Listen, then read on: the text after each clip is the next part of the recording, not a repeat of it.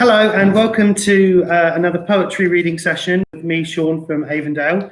I decided today to do a couple of things. The first few poems are amusing poems, and then I thought we would look at a couple of song lyrics which I think are particularly poetic.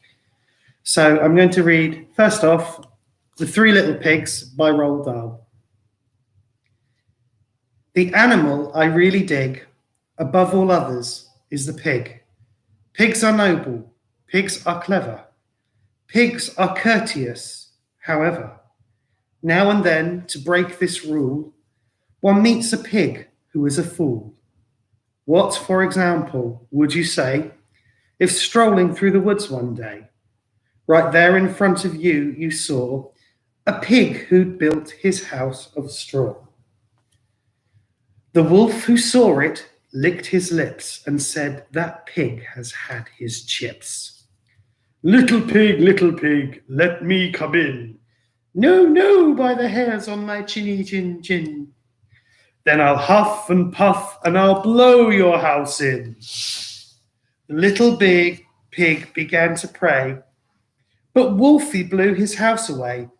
He shouted bacon, pork and ham. Oh, what a lucky wolf I am. And though he ate the pig quite fast, he carefully kept the tail till last. Wolf wandered on and trifle bloated. Surprise, surprise, for soon he noted another little house for pigs, and this one had been built of twigs. Little pig, let me come in. No, no, by the hairs on my chinny chin chin. Then I'll huff and I'll puff and I'll blow your house in. Wolf said, okay, here we go. Then he began to blow and blow. The little pig began to squeal. He cried, oh, Wolf, you've had one meal. Why can't we talk and make a deal? The wolf replied, not on your Nelly. And soon the pig was in his belly. Two juicy pigs, cried Wolf. But I'm still not satisfied. I know how full my tummy's bulging, but oh, how I adore indulging. So creeping quietly as a mouse, the wolf approached another house. A house which also had inside a little piggy trying to hide. You'll not get me, the piggy cried. I'll blow you down, the wolf replied. You'll need, pig said, a lot of puff, and I don't think you've got enough. Wolf huffed and puffed and blew and blew. The house stayed up as good as new. If I can't blow it down, Wolf said, I'll have to blow it up instead. I'll come back in the dead of night and blow it up with dynamite. Pig cried, you brute, I might have moaned. And then, picking up the telephone, he dialed as quickly as he could the number of Red Riding Hood. Hello, she said. Who's speaking who? Oh, hello, Piggy. How'd you do? Pig cried. I need your help, Miss Hood. Oh, help me, please. Do you think you could? I'll try, of course, Miss Hood replied. What's on your mind? A wolf, Pig cried. I know you've dealt with wolves before, but now I've got one at my door. Darling Pig, my sweet, that's something really up my street. I've just begun to wash my hair, but when it's dry, I'll be right there. A short while later, through the woods, came striding brave Miss Riding Hood. The wolf stood there, his eyes ablaze, and yellowish like mayonnaise. His teeth were sharp, his gums were raw, and spit was dripping from his jaw. One more the maiden's eyelid flickers. She draws the pistol from her knickers. Once more she hits the vital spot and kills him with one single shot. Pig peeping through the window stood and yelled, well done, Miss Riding Hood. Ah, Pig, you must never trust young ladies from the upper crust. For now Miss Riding Hood, one notes, not only has 2 wolfskin coats, but when she goes from place to place, she has a pigskin travelling case. The next one is by Edgar Guest, and it's called Becoming a Dad. Old women say that men don't know the pain through which all mothers go, and maybe that is true, and yet I vow I never shall forget. The night he came, I suffered too, those bleak and dreary long hours through. I paced the floor and mopped my brow, and waited for his glad "we are." I went upstairs and then came down, because I saw the doctor frown, and knew beyond the slightest doubt he wished to goodness I'd clear out. I walked into the yard for air, and back again to hear her there, and met the nurse as calm as though my world was not in deepest woe. And when I questioned, seeking speech of consolation that would reach into my soul and strengthen me for dreary hours that were to be, progressing nicely, that was all she said, and tiptoed down the hall. Progressing nicely, nothing more, and left me there to pace the floor. And once the nurse came out in haste for something that had been misplaced, and I that had been growing bold then felt my blood grow icy cold, and fear's stern chill swept over me. I stood and watched and tried to see just what it was she came to get. I haven't learned that secret yet. I half believed that nurse in white was adding fuel to my fright, and taking an unholy glee from time to time in torturing me. Then silence. To her room I crept, and was informed the doctor slept. The doctor slept, oh vicious thought, while at death's door bravely fought, and suffered untold anguish deep. The doctor lulled himself to sleep. I looked and saw him stretched out flat, and could have killed that man for that. When morning broke, oh the joy, with dawn there comes to us our boy. In a glorious little while, I went in there and saw her smile. I must have looked a human wreck, my collar wilted at my neck, my hair awry, my features drawn, with all the suffering I had borne. She looked at me and softly said, if I were you, I'd go to bed. Hers was the bitterer part, I know. She travelled through the vale of woe. But now when women folks recall the pain and anguish of it all, I answer them in manner sad, it's no cinch to become a dad. I have now a selection of limericks by Edward Lear. There was an old man with a beard who said, it is just as I feared. 2 owls and a hen, 4 larks and a wren have all built their nests in my beard.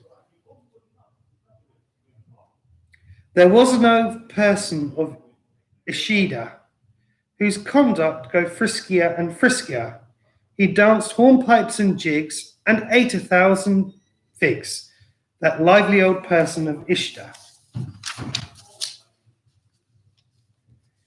There was an old man in a boat who said, I'm afloat, I'm afloat. When they said, no, you ain't, he was ready to faint, that unhappy old man in a boat. There was a young lady of Hull who was chased by a virulent bull, but she seized on a spade and called out, who's afraid? Which distracted that virulent bull. There was an old person of Ems who casually fell in the Thames, And when he was found, they said he was drowned. That unlucky old person of Ems. There was an old man who said, "Hush, I perceived a young bird in this bush." When they said, "Is it small?" he replied, "Not at all. It's 4 times as big as the bush."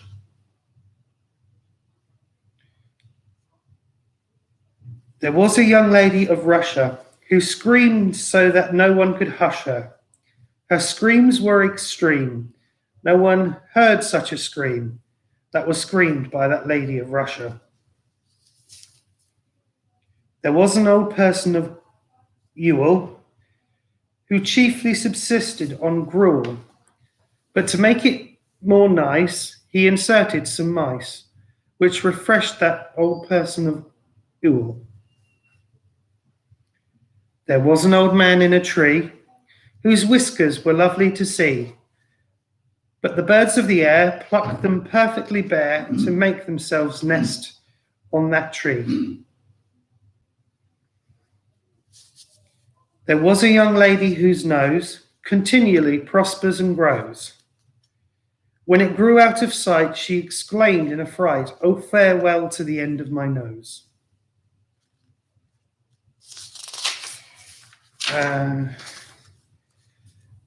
There was a young lady whose bonnet came untied when the birds sat upon it. But she said, "I don't care. All the birds in the air are welcome to sit on my bonnet." This is called The Common Cold by Ogden Nash. Go hang yourself, you old MD. You shall not sneer at me. Pick up your hat and stethoscope. Go wash your mouth with laundry soap. I contemplate a joy exquisite in not paying you for your visit. I did not call you to be told my malady is a common cold. By pounding brow and swollen lip, by fevers hot and scaly grip, by those 2 red, redundant eyes that weep like woeful April skies, by racking, snuffle, snort and sniff, by handkerchief and handkerchief. This cold you wave away at naught is the damnedest cold man ever caught. Give ear, you scientific fossil. Here is the genuine cold colossal, the cold of which researchers dream, the perfect cold, the cold supreme. This honored system humbly holds the super cold to end all colds. The cold crusading for democracy, the furor of stereostocracy. I can't even say that.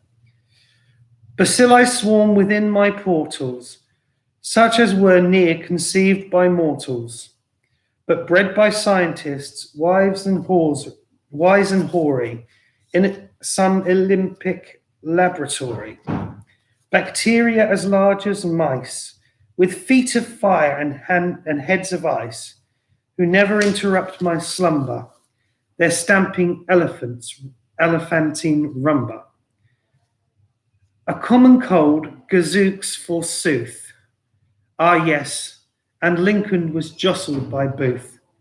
Don Juan was a budding gallant, and Shakespeare's play shows signs of talent. The Arctic winter is fairly coolish, and your diagnosis is fairly foolish. And what a derision history holds for the man who battled the cold of colds. This next poem is not actually a poem, it's song lyrics, but I'm going to read them as a poem. This was actually originally written as a poem, but this is called A Boy Named Sue. Pay attention, because if you've never heard the actual lyrics to this might be quite interesting. My daddy left home when I was 3, and he didn't leave much to mar me. Just this old guitar and an empty bottle of booze. Now I don't blame him, because he run and hid, but the meanest thing that he ever did was before he left, he went and named me Sue. Well, he must have thought that it was quite a joke, and it got a lot of laughs from a lot of folks. It seems I've had to fight my whole life through. Some gal would giggle and I'd get red, and some guy'd laugh, I'd bust his head. I tell you, life ain't easy for a boy named Sue. Well, I grew up quick and I grew up mean. My fists got hard and my wits got keen.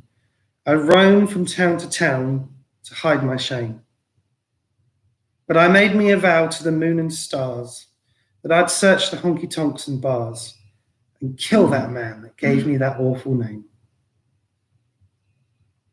Well, it was Gatlinburg in mid-July, and I just hit town and my throat was dry, and I thought I'd stop and have myself a brew. At an old saloon on a street of mud, there at a table, dealing stud, sat the dirty, mangy dog that named me Sue. Well, I knew that snake was my old sweet dad from a worn-out picture that my mother had.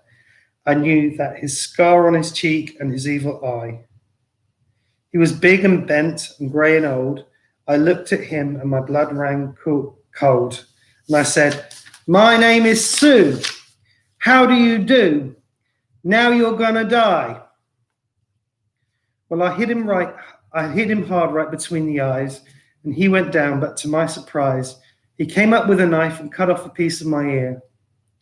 So I busted a chair right across his teeth, and we crashed through the wall and into the street, kicking and gouging in the mud and the blood and the beer. I tell you, I fought tougher men, but I really can't remember when. He kicked like a mule and he bit like a crocodile. I heard him laugh and then he cursed. He went for his gun, but I pulled mine first. And he stood there looking at me and I saw him smile. And he said, "Son, this world is rough. And if a man's going to make it, he's got to be tough." And I knew I wouldn't be there to help you along. So I gave you that name and I said goodbye. And I knew you'd have to get tough or die. And it's that name that helped to make you strong. He said, "Now you just fought one hell of a fight. And I know you hate me and you've got the right to kill me now. And I wouldn't blame you if you do. But you ought to thank me before I die for the gravel in the guts and the spit in your eye, because I'm the that named you Sue." I got all choked up and I threw down my gun and I called him a pa and he called me a son, and I came away with a different point of view. And I think of him now and then, every time I try and every time I win. And if I have a son, I think I'm going to call him Bill or George or anything but Sue. I still hate that name.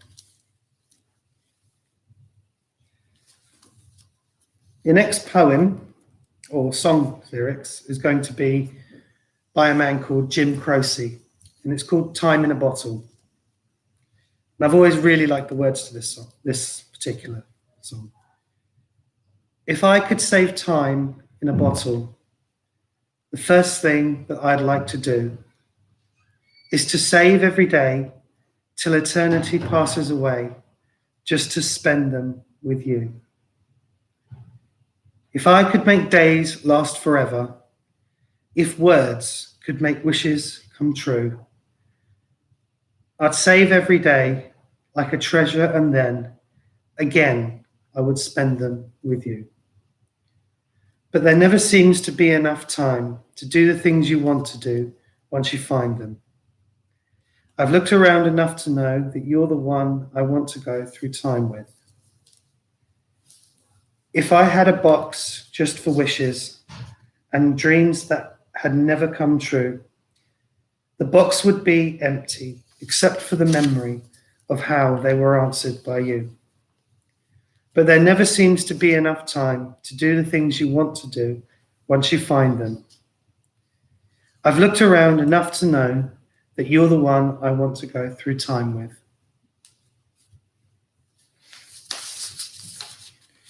The last one, whose lyrics I think are particularly poetic, is by a singer called Don McLean.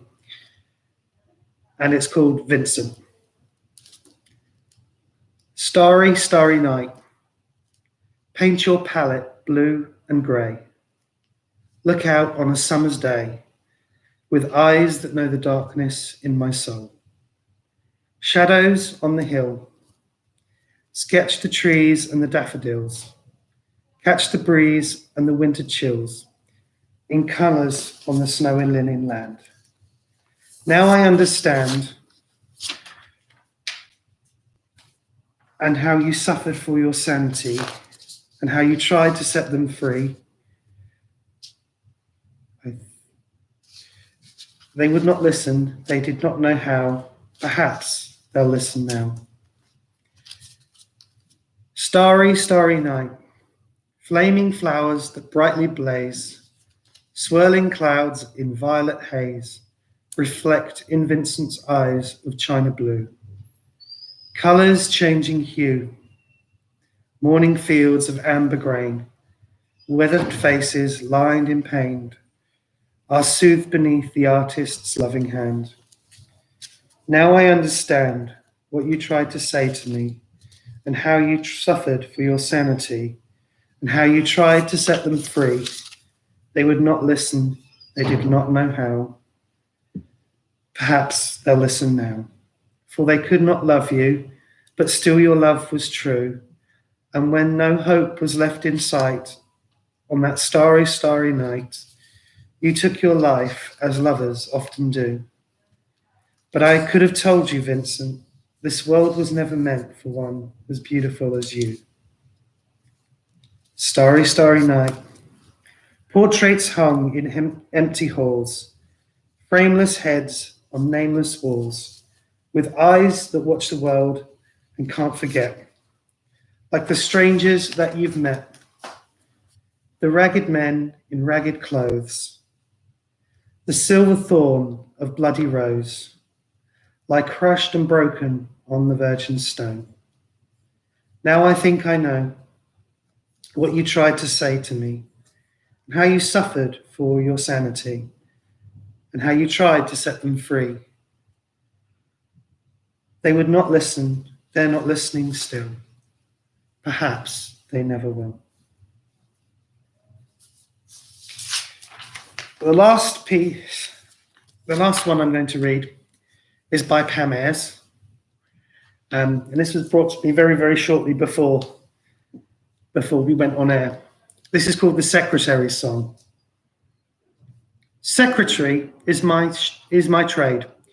Shorthand typist, second grade. With me pad clutched in me hand, a living, breathing memoranda.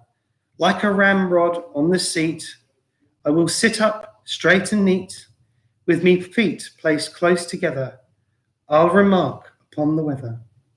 But don't ask me more than that, because I haven't got the brain to respond. I find when seated in my chair, with my conscientious stare, stabbing pains come in me eye, for what you write I can't decipher. But when I rush in with the teas, I'll charm the birds right off the trees. I'll run and do the washing up and pick up the fag ends out of the cup until I hear the siren blow, and then I'll clock my card and go home. I will not appear to choke in conferences thick with smoke. In vain I'll write the boring minute and assume some sort of interest in it. I won't elaborate the facts, and I won't come to work in slacks, for they offend the royal eyeball, and that cannot be allowed at all. For what's the point of women if you cannot see their legs? And when at last I'm seated by the great typewriter in the sky, let me type the letters right in the morning and at night. Let the snowpake grow on trees. Let men's hands stay off me knees. Let it be a place of harmonic, with no need for gin and tonic.